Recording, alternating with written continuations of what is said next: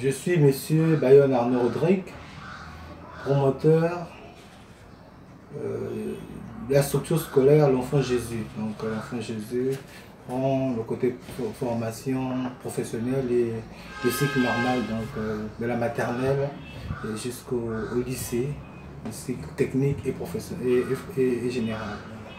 D'accord. Qu'est-ce qui vous a poussé à créer votre entreprise?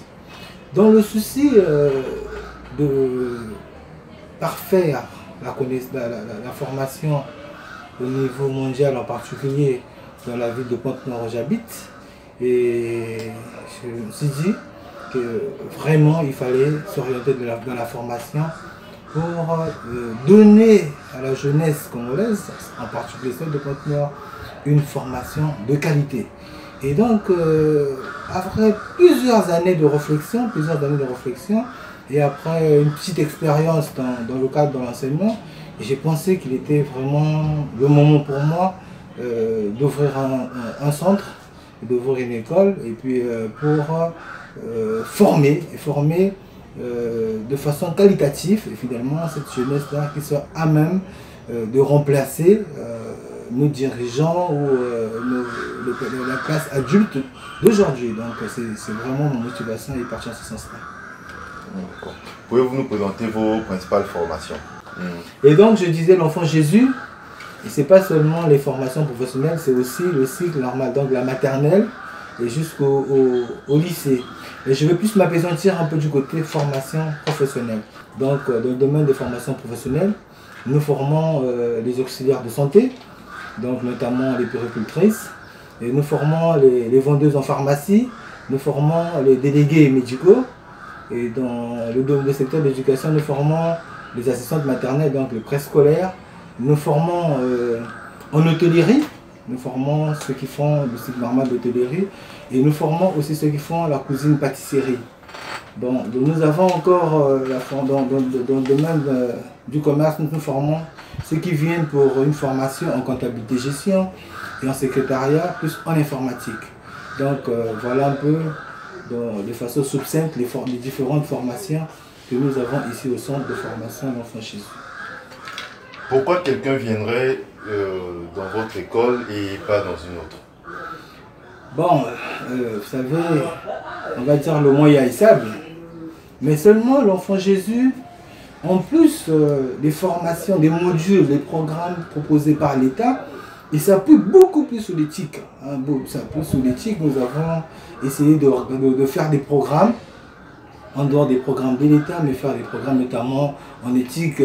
Nous avons les cours comme les bioéthiques, nous avons les cours comme l'éducation chrétienne et la morale chrétienne. Et de la valeur de la formation professionnelle, c'est qu'un étudiant ou un apprenant qui vient dans un centre de formation, au sortir de là, doit être transformé sur le plan mental. Il faut que son comportement change. Parce que tu vois, si on s'appuie sur le côté éthique, en plus des connaissances liées à sa formation, plus l'éducation, ça fera de lui un agent modèle dans son cursus professionnel. Voilà. Donc c'est cet aspect-là, vraiment, on s'appuie beaucoup plus sur l'éthique et sur la déontologie, et c'est ce qui fait quand même qu'il y a un plus dans nos différentes formations. Est-ce que le démarrage de l'entreprise a été difficile, sur le plan entrepreneurial? Je peux vous avouer très difficile. Très difficile, je peux vous avouer. Aujourd'hui, l'Enfant Jésus, on a commencé donc l'année scolaire 2010-2011. On va dire aujourd'hui, on va à la 7e année. Donc, le parcours n'a pas été facile. Très difficile parce qu'au début, évidemment, on ne vous connaît pas. Au début, les parents, ils ne savent pas réellement, ils vont mettre leur enfant, est-ce qu'il y a du sérieux là-bas?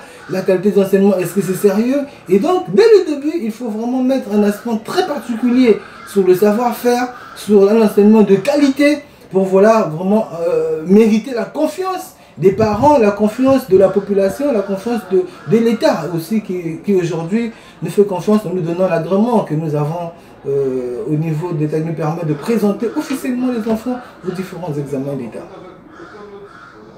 Donc les principales difficultés que vous avez eues, c'était au niveau administratif? On va dire administrative, oui, parce que là aussi, on peut évoquer le côté administratif parce qu'il y a tout un dossier à faire pour arriver à avoir l'agrément.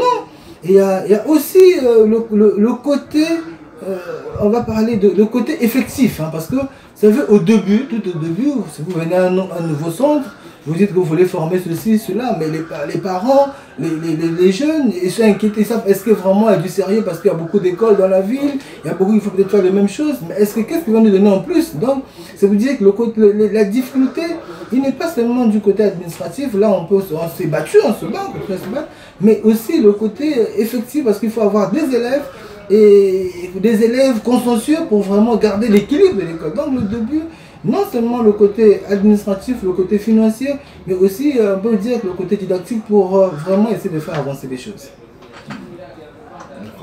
Maintenant, comment trouvez-vous la motivation au quotidien en tant qu'entrepreneur?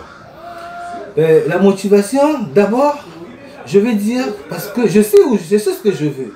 Je sais ce que je veux, je sais où je suis en train de partir. Donc les embûches, comme on dit, les coups bas de tous les jours ne m'empêchent pas d'avancer parce que j'ai un objectif, pour moi c'est l'idéal. Et comme je sais que l'idéal c'est tout un parcours, donc ma motivation, je crois à la providence, je crois que Dieu est là. Et je crois à l'intelligence que Dieu m'a donnée, je crois à l'énergie que j'ai, donc je me focalise sur ces points-là. Donc pour moi, il y a la prière, pour moi, il y a le challenge de savoir toujours vouloir mieux faire au quotidien. Et puis voilà, je garde l'espérance tout en sachant que ça va aller dans l'avenir. Donc quel conseil vous donnerez aux jeunes qui veulent entreprendre également? Ben, je dirais aux jeunes qui veulent entreprendre, comme moi, de croire à leur destin. De croire à leur destin, que dans la vie, rien n'est facile. Rien n'est facile. Et donc, si rien n'est facile dans la vie, c'est d'abord croire en leur personne, croire aussi qu'ils ont des talents, ils peuvent eux-mêmes se donner, et puis c'est se mettre au combat. Ne pas chercher la facilité. Tout est difficile au début. Rien n'est donné au cadeau, rien n'est donné dans un plateau d'or. Mais tout ce qu'on fait dans la vie se mérite sur un effort quotidien, beaucoup de persévérance, beaucoup de patience et beaucoup d'engouement, de dynamisme dans tout ce qu'ils veulent entreprendre. Voilà le conseil que je vous donne.